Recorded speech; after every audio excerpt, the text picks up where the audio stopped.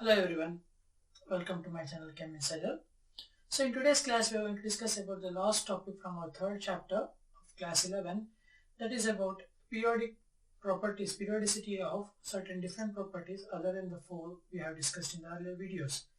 In this particular topic we are going to discuss about the concepts of valency, oxidation number and some anomalous behavior of the periodic elements of group period 2.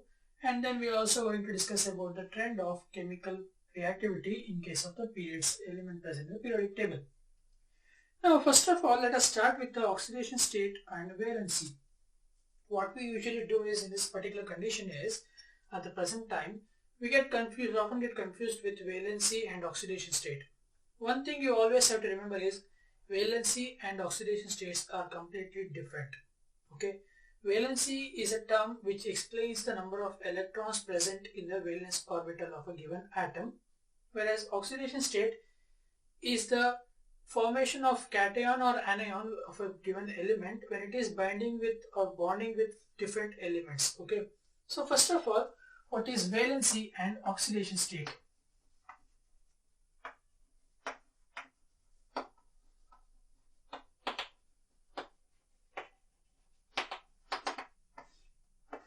So valency and oxidation state. So first we'll discuss about valency and then we'll come across about the oxidation state. So before going for valency, remember we always have a stable noble gas configuration for noble gases, that is helium, neon, argon, krypton, xenon, right? So with each of them having electronic configuration respectively as 1s2, 2s2, 2p6, 3s2, 3p6, 4s2, 4p6, 3d10. Okay, so these are the normal outermost electronic configuration of noble gases. Out of this, what we usually consider is this sp2 and s2p6 configuration, that is the total of 8 electrons present except for helium, all of them having a minimum of at least 8 electrons present in the outermost valence shell, that is a completely full outermost valence shell. So what we consider is, whenever an atom or an element has to react with other elements, it tries to tend to obtain an electronic configuration similar to that of the noble gas configuration. Like for example, if you consider for sodium atom itself, sodium which has 11 electrons in its atomic orbital, it has 11 electrons with a configuration of 1s2, 2s2, 2p6 and 3s1. So what sodium does over here is, it tries to lose one electron in order to form Na plus ion. Okay, it tries to lose one electron to form Na plus ion, that is nothing but it is trying to obtain the outermost electronic configuration similar to neon. Okay, it is trying to obtain an electronic configuration similar to neon. In the similar way, if you consider chlorine, which gains one electron, which is of the electronic configuration 1s2, 2s2, 2p6, 3s2 and 3p5, it is gaining one electron in order to get converted to 3p6, which is nothing but similar to argon. So any element present in a given period tries to obtain an electronic configuration of the noble gas which is present in that particular period or it is present in its previous period. Okay, so what we can clearly say is, an element tries to obtain an octet structure in its valence orbital in order to form a stable octet configuration. So valency of an element is now defined as the number of electrons present in its valence orbital, or the number of electrons which the element requires to form a noble gas configuration. Like for example, if you consider for an atom, let us consider a period of lithium, n is equal to 2 period. If you consider n is equal to 2 period, we have elements lithium, beryllium, boron, carbon, nitrogen, oxygen and fluorine, along with comes the neon. Okay, so if you consider these elements of the n is equal to 2 period, what happens is, lithium has 1 electron in its valence shell, beryllium has 2 electrons, boron has 3 in its valence shell, that is 2s2, 2p1. Okay, this is the valence shell. The outermost electron which is not completely filled is called the valence shell. So boron has 3 electrons in its valence shell, carbon has 4, nitrogen has 5, oxygen has 6 electrons, and fluorine has 7 electrons. So what happens over here is, these elements present in the N is equal to 2 period is either trying to get an electron to form configuration of neon, or it is trying to get electronic configuration of helium. So if it has to form electronic configuration of helium, it has to lose electron. If it has to obtain electronic configuration of neon, it has to gain electron. So whenever you have to accept electron or you have to lose an electron, the main concept comes into play is ionization enthalpy and electron gain enthalpy. Right? So if a compound or an element, if an element has less ionization enthalpy, that means it is ready to lose electron. If an element has very more negative electron gain enthalpy, then it is ready to gain electron. Similarly, as we have discussed in the previous video, electron gain enthalpy is maximum for the extreme right elements present on the periodic table, and ionization enthalpy is very less for elements present on the extreme left of the periodic table. So therefore, what we observe is lithium and beryllium, that is the S block elements, try to lose electron rather than gain an electron. Okay, they try to lose 1 or 2 electrons in its valence shell rather than gaining those electrons in order to form neon configuration. Whereas in case of these nitrogen, oxygen, fluorine, they try to obtain electron in order to form neon rather than losing electron to form helium. That is because it is easier for these 3 elements to gain electrons, because it requires 3, it requires 2, and it requires 1. If it has to lose electron, what it has to do is, it has to lose 5 electrons in case of nitrogen. So therefore what we can say is, it is easier to gain 3 electrons for nitrogen than to lose 5 electrons, and similarly it is easier for oxygen to gain 2 electrons than to lose 6 electrons. So therefore a valency is clearly said as the number of electrons, the valency of an element is equal to the number of electrons present in the outermost shell.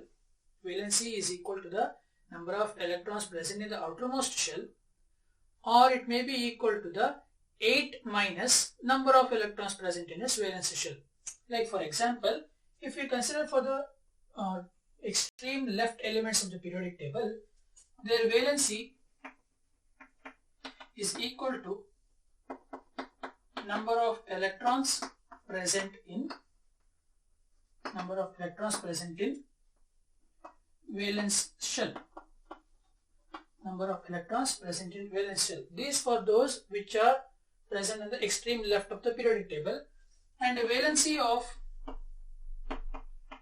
elements on the extreme right, what it is 8 minus number of electrons present in valence shell. Number of electrons present in valence shell. So clearly, for the elements present on the right hand side, valency of nitrogen comes with 2 values. One is 5, that is because of number of electrons present in the valence shell, and the other one is 3 because 8 minus 5 will give us 3. So nitrogen has 2 valency, one is 5 and one is 3. Oxygen has 2 valency again, one is 6 and the other one is 2. Fluorine has 2 valency, one is 7 and other one is 1. Okay, so valency of an element is defined under the concept of number of electrons present in its valence shell, or it can also be said as 8 minus total number of electrons present in its valence shell. That gives the valency of an element. Now, what is oxidation state then? So we have understood about the valency. So what is oxidation state? So for considering oxidation state, let us consider an example of 3 elements forming compounds with one another. Let us say we consider sodium, oxygen and fluorine. If we consider sodium, oxygen and fluorine, we have to define them upon their electronegativity. That is because oxidation state of an element is defined on the basis of its electronegative nature. Oxidation state of an element is considered depending on the basis of its electronegative nature. That is, if it is forming a molecule by bonding with another element which is more electronegative than itself, then the atom which you are considering will be electropositive. So I'll explain with that an example. Let us say we are forming compound of sodium with oxygen. Okay. When sodium is treated with oxygen molecule, we get sodium oxide, Na2O. So here, sodium has less electronegative nature when compared to oxygen, because we know electronegativity decreases from left to right. Sorry, electronegativity increases from left to right across the period. So clearly sodium which is an alkali metal, have a very low electronegativity, whereas oxygen, which is a chalcogen, has a very high electronegativity. Therefore, sodium when bonded with oxygen has its electron tends towards the oxygen atom. So once you ionize these two, what we observe is sodium has lost its electron completely to oxygen to form Na+, whereas oxygen has gained this electron to form O-. Since oxygen is bonded to two sodium atoms, oxygen will form O-2. That is, oxygen will form a charge of -2. This -2 here is called the oxidation state of oxygen. This -2 is called the oxidation state of oxygen. So, oxidation state of oxygen is -2 when it is reacting with an alkali metal. Okay, when it is reacting with an alkali metal. If you consider the same oxygen being formed a molecule with fluorine, so what happens here is oxygen is less electronegative when compared to fluorine, right? Oxygen is less electronegative when compared to fluorine. So therefore, the electrons present in the OF2 bond, the electrons present in the OF2 molecule will be towards the fluorine atom. So therefore, oxygen will be losing 2 electrons to fluorine and 1 electron to this. So therefore, totally oxygen gains a +2 charge. Okay, oxygen gains a +2 charge. That is because it has lost 2 electrons to its more electronegative neighbor of fluorine atom. So fluorine, 2 molecules of fluorine will gain a -1 charge. So now, if you observe carefully, oxygen when it is treated with the less electronegative element gains a minus charge, whereas oxygen when treated with a more electronegative element gains a positive charge. So clearly valency is not the same as oxidation state. Oxidation state is completely depending upon the electronegativity of the atoms forming a molecule. Okay, if one of the atom is more electronegative, then it takes its negative charge. If one of the atom is more electropositive, then it gains a positive charge. And the number of electrons, which is the number of the charge, the value of the charge depends upon the valency. Okay, the oxidation state's value depends upon the valency, and the sign positive or negative depends upon its electronegativity. So this is about the valency and oxidation state. Next, we'll discuss about a very minute topic of anomalous behavior in case of group 2 elements. So when you consider group 2 elements, there is a kind of observation where we observe certain different behavior in case of first element of the group. Like for example, if you consider group 1, group 2 and similarly group 13 to 17. If you consider groups from 1, 2 and 13 to 17, those first elements such as lithium, beryllium, carbon, boron, carbon, nitrogen, oxygen and fluorine, these first elements of each of the group have a very different property when compared to rest of those elements. Okay, if you consider the first element of the respective group, these elements have a particularly different kind of a property when compared to the rest of the elements appearing in the same group. Like for example, lithium forms covalent bond. Lithium and beryllium forms covalent bond, whereas the elements present in the group, that is sodium, potassium, rubidium and cesium, they form ionic bonds. And similarly in case of beryllium also, magnesium, calcium, barium and strontium and barium, they also form ionic bond, whereas beryllium forms a covalent bond. Okay, so this is what we observe in case of group 1 to group 13. And similarly, in case of this two, in case of first two elements, we observe this specific variation. That is, the first two elements have a particularly different kind of a property when compared to the rest of the elements present in the same group. And in case of these carbon, nitrogen and oxygen, fluorine, carbon, nitrogen, oxygen especially, carbon, nitrogen and oxygen have a different kind of a property where these three elements, that is carbon, nitrogen and oxygen, form inter double bonds and triple bonds, like carbon-carbon double bond, carbon-carbon triple bond, carbon-nitrogen double bond, carbon-nitrogen triple bond, carbon-oxygen double bond, such as like this. Okay, and further it may also form nitrogen-nitrogen double bond, nitrogen-nitrogen triple bond, nitrogen-oxygen double bond, and further oxygen can form oxygen-oxygen double bond. So what this double or triple bond say is, the elements of the first group of group 14 to 17 have a particular kind of a variation where we observe that those elements form a stable p-pi bond. So what is this p-pi bond? This p-pi bond is a double bond generated because of sideways overlapping of p orbital. Okay, when the p orbitals, that is px, py, pz, what we have discussed in the structure of atom chapter, if this is px, this is py, and this is pz,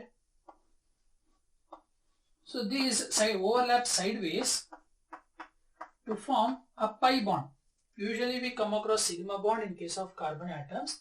Whenever you consider the elements of the first group, the second period of the groups 14 to 17, these elements, that is carbon, nitrogen and oxygen, usually form interatomic multiple bonds that are nothing but p-pi bonds. The similar which is not found in case of the rest of the elements present in the same group. That is carbon, nitrogen, oxygen forms this kind of double and triple bond, but the elements which are present down below carbon and below nitrogen and below oxygen are not found to be forming these kind of multiple bonds with respect to themselves and with the neighboring atoms. Okay, so clearly we have two different variation. One is because of the first group, if lithium, beryllium have a covalent radiation, covalent nature, rest having a ionic nature, and in these three cases, the first three have the multiple bond formation with respect to themselves and the neighbors, and the other will be found to be having no double bond or triple bond. And next further, there is a third important property that is called diagonal relationship. That is the diagonal relationship. So what this diagonal relationship behavior is, when we observe certain chemical properties of lithium and beryllium, chemical and physical properties, we came to know that lithium and magnesium and similarly beryllium and aluminium were found to have same property. That is, lithium and magnesium, beryllium along with aluminium were found to have almost identical physical and chemical properties. Sorry, usually physical properties, most of them are slightly chemical also. That is what we found in case of these two pairs. So whenever an element of the first group having identical property of the second element of the neighboring group, so we clearly say it is a diagonally paired element. Okay, these two elements are now diagonal. If you consider this as a square, so these two elements are diagonal to one another. So whenever you consider the first element of one group with the second element of this neighboring group, those two elements are found to have identical physical and chemical properties, and that type of behavior is called the diagonal relationship. So if you have to define diagonal relationship, it is the behavior where the first element of one group and the second element of the successive group were found to have similar physical and chemical properties. That is called as diagonal relationship. Example, lithium found to have similar properties when compared to magnesium, and beryllium and aluminium were found to have a similar properties. Okay, so this is about the anomalous behaviors of diagonal relationship. Next is about the last topic, that is periodicity of chemical reactivity. periodicity of chemical reactivity. So the periodicity of a chemical reactivity, in order to explain that, we need to know about the variation of ionization enthalpy and electron gain enthalpy. So what do we know here is, if you consider this as a periodic table, so ionization enthalpy is very less. Ionization enthalpy is very less at right side of the periodic table. Sorry, on the left of the periodic table. Ionization enthalpy is very less on the extreme left side of the periodic table, and electron gain enthalpy is more negative on the right hand side of the periodic table, right? So ionization enthalpy is very less for alkali and alkaline earth metal. Electron gain enthalpy is more and more negative for chalcogens and halogens.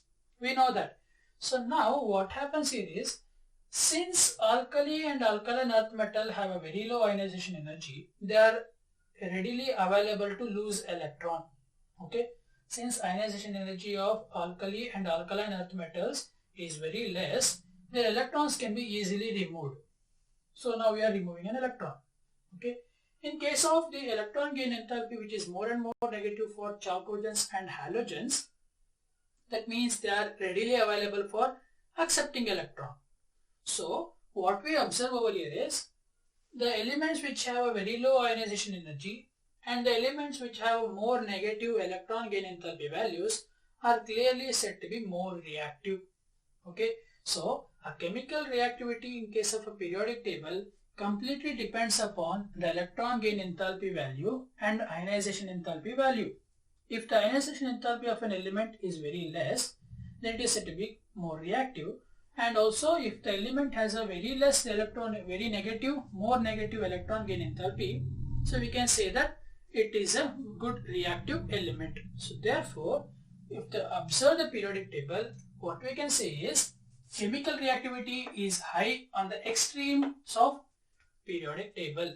Chemical reactivity is very high on either side of the periodic table, right? We can say that since ionization energy is very less on the left hand side and electron gain enthalpy is more and more negative on the right hand side, chemical reactivity is very high on pure left, extreme left and extreme right side of the periodic table, ignoring the noble gases. Okay, so now what we can see is, if the extreme left and the extreme right elements are more reactive, what about the center elements? So for that, let us consider an example of treating certain elements of a period with oxygen to form its respective oxides. Let us say I am treating sodium with oxygen, aluminium with oxygen, and I am treating silicon with oxygen. So sulfur with oxygen. Okay, so all these three elements are of the same period. Now what happens here is, when you treat sodium with oxygen, they form Na2O. Aluminum with oxygen forms Al2O3. Sulfur with oxygen forms SO2. Okay, so this, when treated with oxygen, they form sodium oxide, aluminum oxide and sulfur dioxide. So these elements which are treated with oxygen, out of these, one is at the extreme left side of the periodic table, one is at the extreme right side of the periodic table, and one is present at the center of the periodic table. So now clearly what we observe in these cases is, the elements which is forming an oxide and which are present at the extreme left are found to have basic nature in their oxides. That is, sodium when treated with oxygen forms basic oxide, and the elements which are present at the extreme right side of the periodic table were found to form oxides which are acidic in nature. That means sulfur, which is present on the p block side of the element, is forming an acidic oxide. Sodium is forming a basic oxide. And further what we observe is, aluminium oxide, which is present almost at the center of the periodic table, is found to have either neutral or amphoteric oxides being formed. So Neutral means they won't have either acidic or basic oxides. They either won't have basic nature or acidic nature. Amphoteric means those which have both basic or acidic nature. Okay, like an intermediate. So clearly what we can say is reactivity is more on the left hand side, which forms a pure basic oxide. Reactivity is more on the right hand side because it forms a pure acidic oxide, and reactivity is less at the center because it forms a neutral oxide or amphoteric oxide. Okay, so how do chemical reactivity vary with respect to the periodic table is, it is extremely high on extreme left and extreme right of the periodic table, and it is slightly low at the center of the periodic table. Okay, so this is all about the chemical reactivity trend in case of the periodic table. I hope you have understood the concepts which I explained. If you have any doubt, please do comment down below and subscribe to my channel and share this video among your friends. Thank you for watching.